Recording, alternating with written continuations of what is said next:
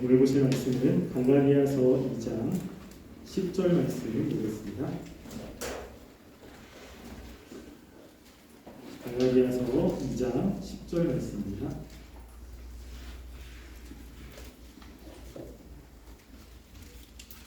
한 목소리로 함께 읽어가겠습니다.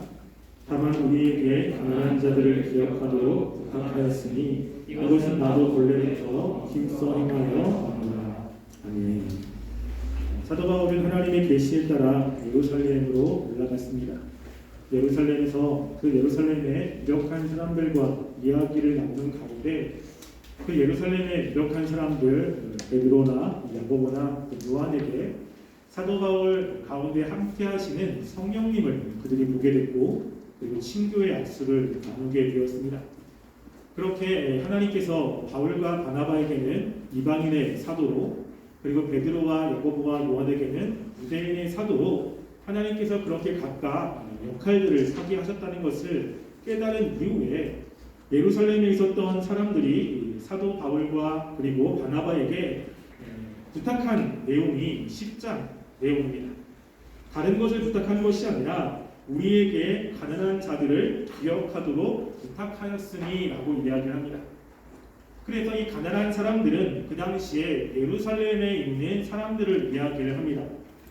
그래서 그 예루살렘에 있는 사람들을 좀 이렇게 기억하고 그 가난한 사람들을 좀 도와줘라 라고 하는 부탁을 받은 것이죠. 그런데 그것을 사도 바울은 나도 본래부터 힘써 행하여 왔다 라고 이야기를 합니다. 그 당시에 예루살렘은 비근과 또 여러 가지 면에서 다른 나라에 비해서 다른 도시에 비해서 좀 경제적으로 낙후된 그러한 지역이었습니다. 그래서 그것을 로마서 15장 26절에 보면 그것을 조금 명확하게 이야기를 하는데요. 제가 읽어드리겠습니다. 이는 마게도냐와 아가야 사람들이 예루살렘 성도 중 가난한 자들을 위하여 기쁘게 얼마를 연보하였음이라 라고 이야기를 하죠. 그래서 예루살렘에 있는 그 성도들이 가난했다, 가난한 상태에 있다 라는 것을 로마로 보낸 편지 속에서 바울이 언급하고 있습니다. 그래서 지금 이렇게 예루살렘에 가난한 사람들을 조금 부탁하며 그들을 좀 물질적으로 후원하는 것을 이렇게 부탁하고 있는 거죠. 그런데 사도 바울은 이것을 본래부터 행하고 있었다라고 이야기를 하고 있습니다. 복음을 전하면서도 사도 바울은 이렇게 어려운 사람들, 그들을 늘 마음 가운데 품고 있었고 그리고 조금 이렇게 부유한 지역에 가게 되면 그 부유한 지역의 사람들에게 그 예루살렘의 어려운 사람들을 좀 이렇게 도와주도록 사도 바울이 계속해서 사역했음을 이야기를 하고 있습니다. 그 사도 바울은 유대인들이 이야기한 그 할례는 구원과 관련되어 있기 때문에 거부를 했지만 그 불쌍한 사람들을 구제하는 이 구제 사역은 하나님께서 원하는 사역이기 때문에 사도 바울이 열심히 그 사역들을 감당했음을 우리는 보게 됩니다.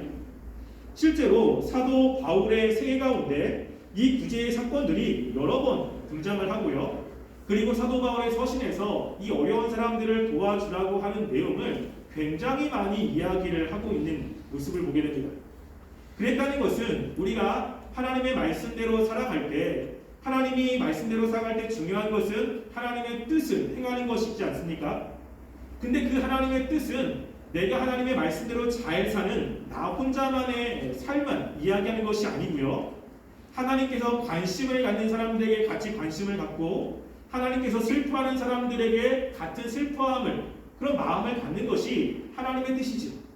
근데 하나님께서는 이 어려운 사람들에게 관심을 갖고 있었다라고 하는 것입니다. 그래서 사도 바울은 하나님을 예수님을 만난 이후에 그렇게 어려운 사람들에게 늘 관심을 갖고 그들을 도와주는 사역을 굉장히 많이 했음을 성경은 이야기를 합니다. 실제로 사도 바울이 예루살렘 교회를 방문했을 때 안디옥 교회에서 예루살렘 교회의 어려운 사람들에게 그 구제 헌금을 보내기로 했을 때 사도 바울이 처음 예루살렘으로 가지 않습니까? 그때도 뭐냐면 구제 헌금을 가지고 예루살렘에 올라가는데 사도 바울이 함께했다라고 하는 거죠. 뿐만 아니라 우리가 말씀을 좀 찾아볼까요? 사도행전 24장 17절 말씀도 한번 볼까요? 사도행전 24장 17절은 사도 바울이 마지막 3차 전도여행을 하고 예루살렘으로 올라갈 때 있었던 일을 이야기를 하고 있습니다. 이제 예루살렘으로 올라가면 사도 바울은 예루살렘에게서 결박을 당하고 로마에 후송을 당하게 되는데요. 그때 사도 바울이 어떻게 했는지를 이야기합니다. 사도행전 24장 17절입니다. 함께 읽어보겠습니다. 시작. 여러 해 만에 내가 내 민족을 구제할 것과 재물을 가지고 와서. 아멘. 여기서도 보면 사도 바울이 지금 여러 해 만에 예루살렘으로 가고 있는 겁니다. 근데 예루살렘으로 갈 때 사도 바울의 손에는 그 예루살렘 자신의 민족들을 구제할 것과 예물들을 가지고 가고 있는 거예요. 왜냐하면 자신이 복음을 전했던 그 지역 사람들에게 예루살렘의 그 어려운 사람들을 생각하게 하고 그들을 위해서 이 헌금을, 모금을 했던 이런 것들이 서신에 굉장히 많이 나옵니다. 자, 그 중에 하나가 고린도후서 8장 1절부터 5절 말씀을 한번 볼까요?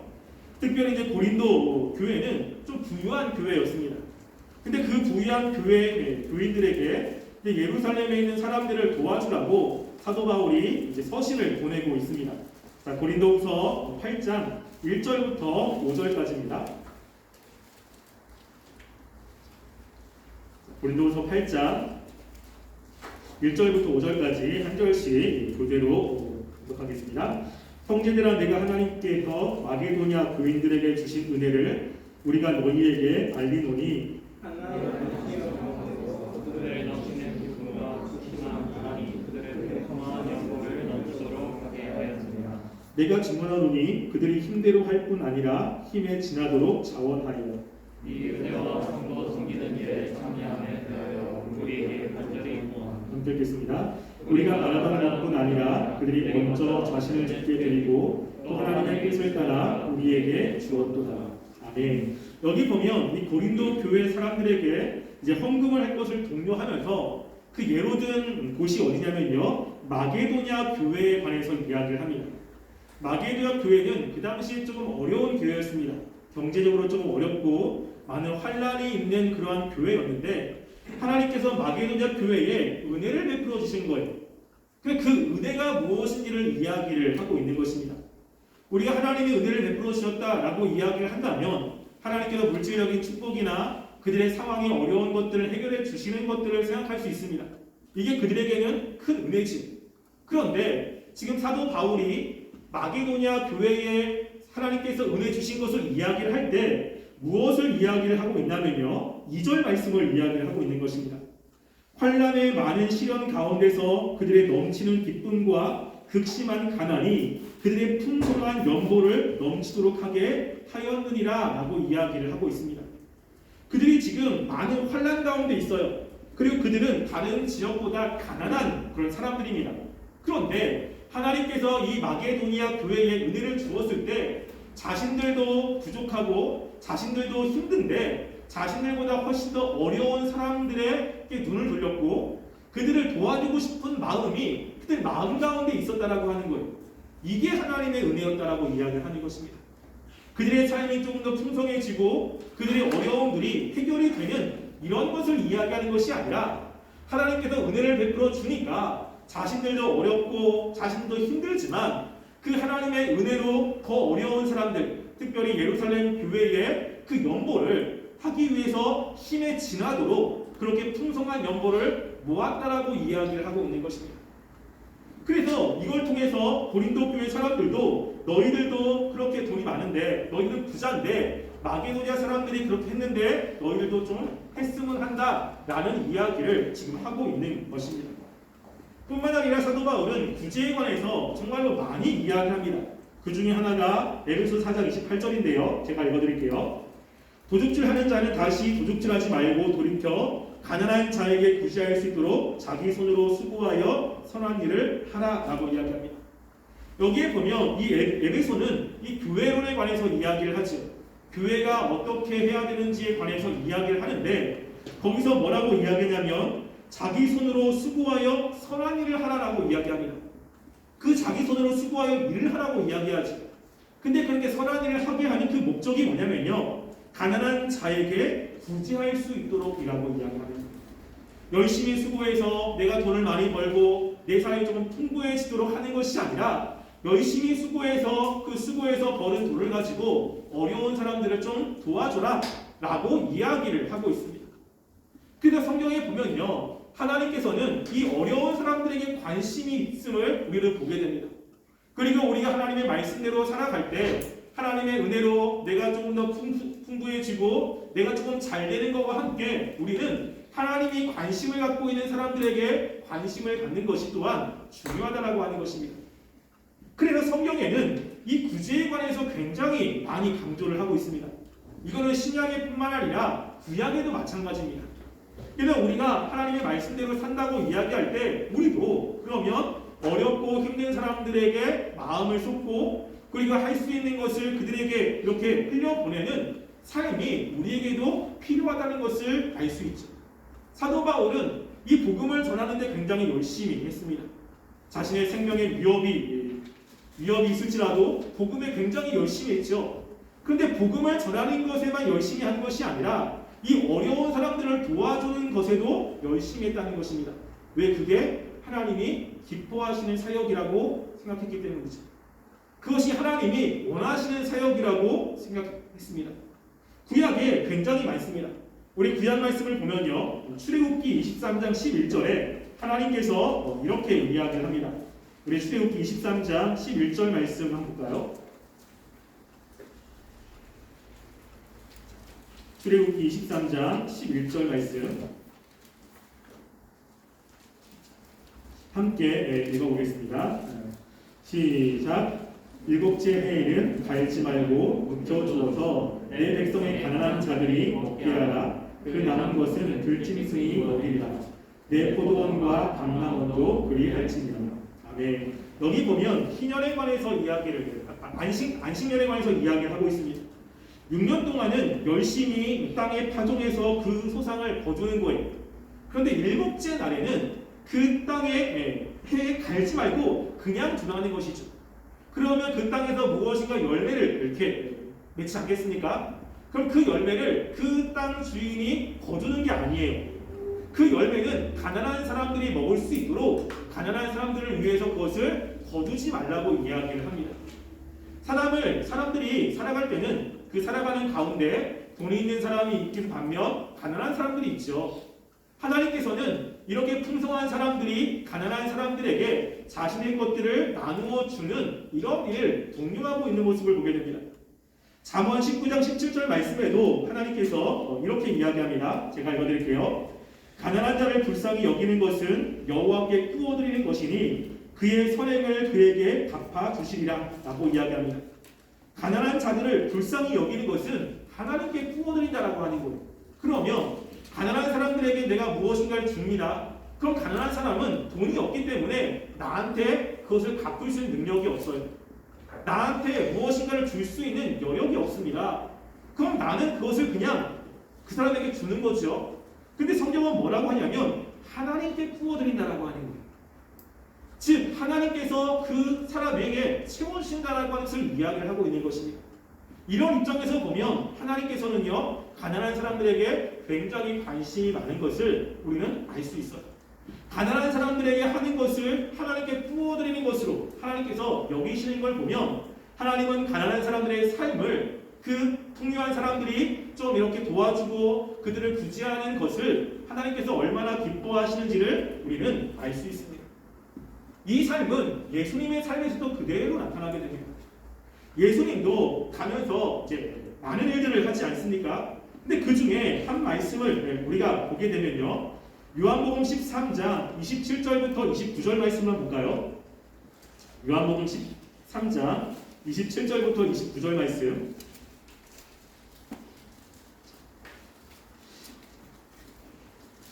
이것은 이제 예수님께서 세족식을 하는 그 사건을 기록을 하고 있습니다. 요한복음 13장 27절부터 29절 말씀입니다. 자, 한 절씩 교독하겠습니다. 조각을 받은 후 곧 사단이 그 속에 들어간지라. 이에 예수께서 유다에게 이르시되 내가 하는 일을 속히 하라 하시니 이 말씀은 무슨 뜻으로 하셨는지 그 앉은 자 중에 아는 자가 없고. 읽겠습니다. 어떤 이들은 유다가 돈깨를 맡았으므로 명절에 우리가 쓸 물건을 사치는지 혹은 가난한 자들에게 무엇을 주라 하시는 줄로 생각하더라. 아멘. 여기 보면 예수님께서 세족식을 한 이후에 이제 무엇을 하냐면 이 성만찬, 만찬을 하고 있죠. 만찬하는 가운데 예수님께서 이 가룟 유다에게 떡을 띄면서 이제 네가 하는 일을 속히 하라고 이야기를 합니다. 우리는 이 일이 무엇인지를 알지요. 즉 이 가룟 유다가 예수님을 파는 그 일을 하라고 예수님이 말씀을 하고 있는 것입니다.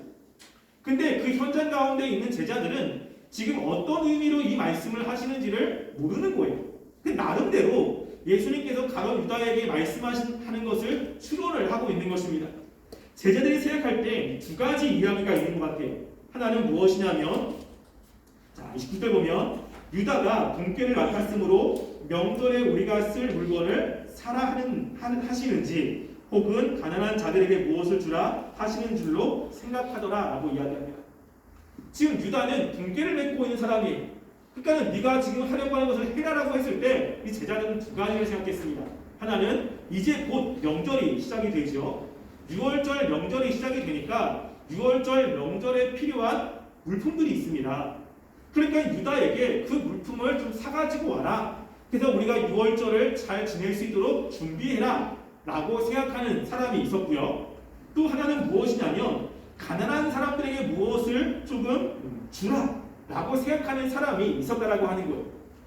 여러분 제자들이 이렇게 생각했다라고 하는 것은 그 예수님께서 평소에 가난한 사람들에게 나누어 주는 것을 즐겨 했음을 우리는 알 수 있습니다.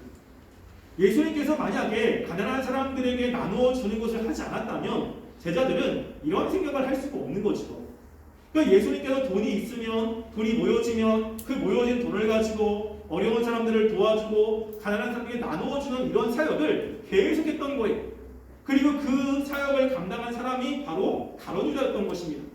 그래서 가룟 유다가 회개를 맡았기 때문에 그 돈이 있으면 가룟 유다가 가서 어려운 사람들에게 무엇인가 나눠주는 일을 했으니까 예수님이 가룟 유다에게 네가 할 것을 해라라고 했을 때 제자들은 이 생각을 하고 있었다라고 하는 것입니다.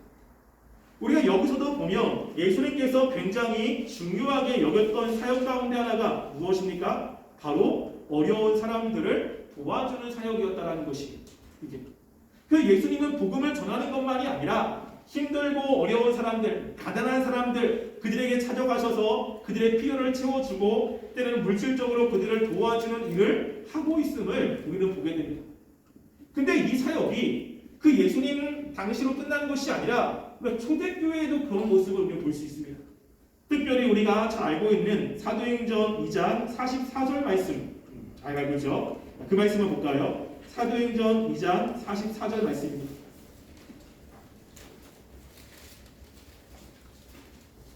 사도행전 2장 44절 말씀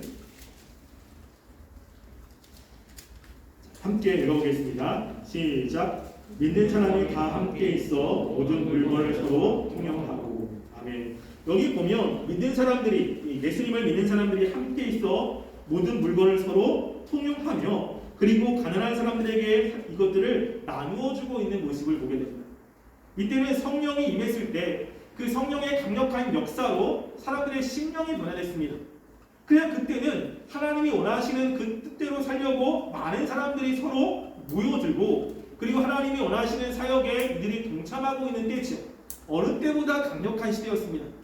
그런데 그렇게 성령님이 강력하게 역사했던 그 당시의 사람들이 정말로 열심히 했던 것 중에 하나가 무엇이냐면요. 어려운 사람들을 도와주는 사역이었다고 하는 거예요.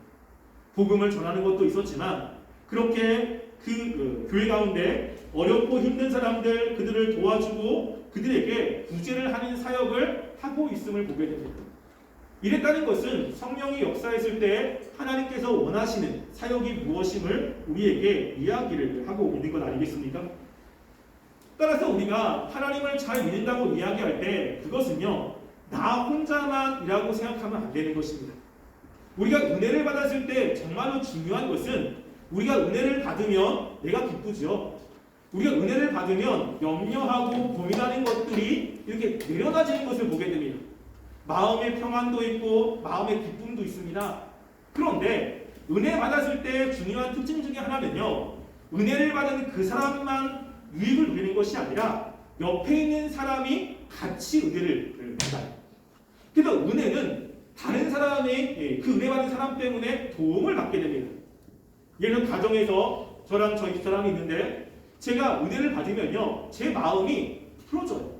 제 마음이 여유로워지죠. 그러면 이야기를 할 때나 무엇인가를 할 때 다른 사람에게 조금 더 편안하게 그리고 수용적으로 이야기를 하게 됩니다. 그래서 은혜를 받는다고 했을 때는 자기 자신도 물론 그 은혜로 해서 기쁨이 있지만 그 옆에 있는 사람들이 그 은혜 받은 사람 때문에 많은 수혜를 얻게 되는 것을 보게 됩니다. 근데 그 중에 하나가 무엇입니까? 물질적인 부분들도 있다라고 이야기를 하고 있는 겁니다. 따라서 우리가 하나님의 은혜 가운데 말씀대로 잘 살려고 했을 때 정말 이 물질적인 부분들도 주님이 원하시는 대로 사용하는 것이 굉장히 중요합니다. 믿음의 사람 중에 한 분이 이런 이야기를 한 적이 있어요. 우리가 정말로 하나님 앞에서 회개하는 것이 진짜인 줄 알려면 지갑이 회개하는 것을 봐야 된다 라는 생각을 한 적이 있어요. 왜냐하면 이 돈은 내가 정말로 가치 있게 여기는 곳에 쓸 수밖에 없거든요. 여러분 내가 10원 한 장이라도 정말 싫어하는 사람에게 나누어 주는 것을 되게 싫어합니다. 이 금액의 문제가 아니에요. 그 사람에게 1,000원을 준다라고 했을 때 정말로 내가 너무 싫다 그러면 1,000원도 아까운 거죠. 여러분 근데 내가 사랑하는 사람, 내가 좋아하는 사람에게는 뭐 1,000원이 뭡니까? 10,000원, 때로는 뭐 5만 원, 10만 원도 괜찮지 않나요? 또 우리가 그것은 마음의 문제인 거예요. 금액의 문제가 아니라. 그래서 우리가 정말로 마음이 있는 사람들에게는 물질이 흘러갈 수밖에 없는 겁니다. 우리가 하나님이 원하시는 삶을 산다고 이야기할 때 정말 하나님이 나의 삶에서 정말로 중요하다라고 했을 때는 우리는 하나님이 원하시는 곳에 이렇게 물질이 흘러가게끔 하고 있는 이런 모습이 나타날 수밖에 없다는 거예요. 그래서 성경에는 이 물질에 관한 이야기를 굉장히 많이 하고 있는 것입니다. 신앙은 단지 하나님과의 나와의 1대1의 관계의 마음의 문제가 아닙니다. 이 신앙이라고 하는 것은 내가 속해 있는 가정, 직장뿐만이 아니라 내가 가지고 있는 재능, 물질, 시간 모든 것과 관련이 있는 거예요. 그래서 내 삶이 하나님 중심으로 되어 있다라고 했을 때는 주일날만 모여서 예배드리는 것을 통해서 알 수 없습니다. 그 사람의 신앙은요 평상시에 어떻게 살아야 되는지 살고 있는지를 봐야 아는 거예요. 왜냐하면 신앙은 우리의 중심을 원합니다. 우리의 삶의 그 중심을 원하기 때문에 내가 하나님 중심으로 산다고 이야기하면 교회에서, 가정에서 사람들을 만날 때 어느 곳에든지 하나님을 생각할 수밖에 없죠. 하나님을 위해서 시간을 뺄 수밖에 없습니다. 그래서 우리가 정말로 주님을 위해서 산다고 한다면 주일 한 번이 아니라 하나님을 위해서 내가 무엇인가를 해야 될 때 시간을 투자하게 되고요. 그리고 물질을 투자하게 되고 내 재능을 투자할 수밖에 없는 거예요. 투자라고 이야기하지만 실제로는요. 하나님께 그것을 드리는 거죠. 왜? 하나님이 기쁘시기 때문에. 하나님이 중요하기 때문에 그렇습니다. 그래서 성경에서 이 믿음을 이야기할 때 믿음의 사람들에게 물질을 내놔라 또 때로는 너가 가지고 있는 재능을 하나님을 위해서 사용해라 라고 이야기했을 때 그것은 그 사람들이 하나님을 어떻게 생각하는지를 알 수 있는 기준점입니다. 나는 주님을 위해서 어떤 것도 하지 않아요. 예배만 드립니다. 말씀을 듣고 그냥 내 마음에 평안하기를 원해요. 여러분 그러면 이것이 정말로 내 삶의 중심이 하나님인가라는 것을 한번 생각해 보셔야 돼요. 교회에서 무엇인가를 합니다. 근데 거기에 내가 잘하는 것들이 있어요. 그러면 정말로 하나님을 위하는 삶은 내가 잘하는 그 재능들을 교회가 사용할 수 있도록 나 자신을 드리는 것이요. 때로는 물질, 때로는 시간, 때로는 재능, 또 어떤 할 수 있는 것들을 통해서 하나님의 일이 잘 진행될 수 있도록 한다라고 하는 것입니다. 그 중에 하나가 여기서는 물질이었던 거예요. 따라서 우리가 주님을 위해서 산다라고 하는 것이 단지 하나님과 나, 말씀을 듣고 또 말씀을 내가 계속 읽고 또 기도하고 예배드리고 이런 곳에만 한정되어 있지 않습니다. 우리가 알고 있듯이 로마서 12장 1절과 2절에는 하나님이 원하시는 영적 예배에 대해서 이야기를 하고 있죠. 뭐라고 이야기합니까? 너희 몸을 거룩한 산 제물로 드리는 거예요. 죽은 제물이 아니라 살아있는 제물입니다. 내 모든 삶을 하나님께 드리는 것을 하나님께서 원하신다라고 하는 것입니다. 따라서 우리가 주님께 나아갈 때 나는 어떠한 모습으로 하나님을 믿고 있는지를 한번 잘 생각해 보시기 바랍니다. 근데 그렇게 주님께 무엇인가를 드릴 때 우리가 주의할 것이 있습니다. 그것은 뭐냐면요. 하나님이 원하시는 것들이 어려운 사람들을 도와주는 거잖아요. 그럼 내가 그렇게 하고 있어. 그럴 때 주의해야 될 것은 무엇이냐면 마태복음 6장 2절부터 4절 말씀을 볼까요? 정말로 주의해야 됩니다. 하나님이 원하시는 삶을 하면서도 불구하고 하나님의 뜻대로 하지 못하는 모습으로 나타날 수가 있는 거예요. 마태복음 6장 2절부터 4절 말씀입니다.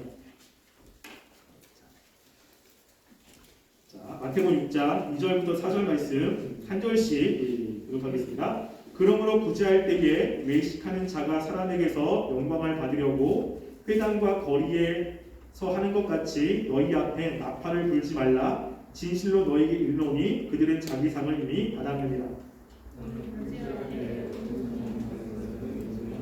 함께 읽겠습니다. 내 부재함을 은밀하게 하라. 은밀한 중에 보시는 너희 아버지께서 부으시리라. 아멘. 지금 여기에 보면요, 이 6장은 그 당시에 유대인들, 그 하나님을 믿는 사람들이 정말로 중요하게 여기는 세 가지를 이야기하고 있습니다. 하나는 구제고, 그리고 하나는 기도고, 하나는 금식입니다. 그래서 코란이라고 하는 곳에 이렇게 기록이 되어 있어요. 기도는 천국의 중간 끝에 데려다주고, 금식은 문 앞까지 데려다주고, 구제는 천국 안에 데려다준다라고 이야기합니다. 그래서 지금 여기서 얘기하는 구제와 기도와 금식은 그 당시 사람들이 굉장히 중요하게 여기는 거였어요. 근데 그 세 가지 중에 가장 중요하게 여겼던 것 중에 하나가 뭐라고요? 구제였다는 것입니다. 그래서 구제는 천국 안까지 데려다 준다라고 이야기를 한 거예요. 그런데 그렇게 하나님께서 원하는 구제를 할 때 예수님이 주의해야 될 것을 이야기할 때 그것이 무엇입니까? 외식하면 안 된다는 거예요. 난 하고 있다. 왜냐하면 그 당시 사람들이 구제를 굉장히 가치 있게 여기니까 사람들한테 떠벌리는 거예요. 나 이미 구제했어. 나 이렇게 하고 있어. 사람들이 몰라주면 서운하고 사람들에게 내가 하고 있는 것들을 떠벌리는 일이 있다는 것입니다. 이런 외식은 안 된다라고 하는 거예요. 그래서 우리가 다른 사람을 구제할 때 중요한 것은 오른손이 하는 것을 왼손이 모르게 하라. 다른 사람들이 모르게 하는 것. 근데 누가 알고 계십니까? 하나님이 알고 계시는 거예요. 그러면 하나님께서 그것을 채워주시는데 만약에 사람들에게 떠벌려서 사람들이 알게 하면 하나님이 아무것도 채워주시지 않겠다라고 하는 것입니다. 우리가 무엇인가 다른 사람에게 구제하거나 그럴 때 중요한 원리 중에 하나입니다. 무엇이죠? 모르게 해라라고 하는 거예요. 그리고 그 당시 사람들은 구제를 굉장히 중요하게 여기고 있었다는 것입니다. 따라서 우리가 지금 사도 바울은 예루살렘 교회 사도들에게 가서 이야기합니다. 그래서 이야기할 때 지금 사도 바울 사역 가운데 성령님의 역사하신 것을 보고 예루살렘 사도들은 신도의 압수를 나눴죠. 그리고 그 당시 사람들이 정말로 중요하게 여겼던 구제 사역을 이야기한 겁니다. 사도 바울도 나도 열심히 하고 있다 이야기를 하고 있는 거죠. 그래서 하나님을 잘 믿는 사람들은 항상 이렇게 다른 사람들의 어려움, 다른 사람의 힘든 것을 바라보며 그들을 도와주는 삶을 살았다라는 것을 우리는 알 수 있습니다. 우리는 지금 어떻게 하고 있는지 한번 생각해 봤으면 좋겠습니다. 하나님께 헌금을 드리는 것은 잘하지만 다른 사람들을 도와주는 것에 좀 인색하지 않습니까? 물론 저도 여기 예외는 아닙니다. 제가 설교를 준비하면서 굉장히 많이 찔렸어요. 저도. 왜냐하면 그리고 제가 지난주 오후 예배 때 설교했거든요. 근데 그 설교가 하필 제가 조금 전에 이야기했던 고린도후서 8장이에요. 그 마게도냐 교회 그 의뢰를 하면서 굉장히 많이 찔림을 받았어요. 그래서 나도 되게 참 인색했구나 라는 생각을 하면서 되게 많이 회개를 좀 많이 한 그런 한 주였습니다. 하나님께서 원하시는 삶이 무엇인지를 우리가 좀 잘 알고 나만 하나님의 은혜로 풍성해지며 나만 잘 되는 것이 아니라 우리가 하나님이 주신 그 은혜와 축복들 이런 것들은 복음을 전하는 것만이 아니라 물질적인 부분들, 재능적인 부분들, 시간 이런 것들을 다른 사람에게 흘려보내서 나오면서 그 다른 사람들이 영적으로만이 아니라 물질적으로나 아니면 다른 것을 통해서도 도움을 받게 하는 것이 하나님이 원하시는 삶이라고 하는 것을 기억하셔서 우리가 정말 하나님이 원하시는 삶으로 실천해내는 우리 청년부가 되기를 간절히 소원합니다. 함께 기도하겠습니다. 우리가 이 시간 함께 기도했으면 좋겠습니다. 하나님께서 원하시는 사역은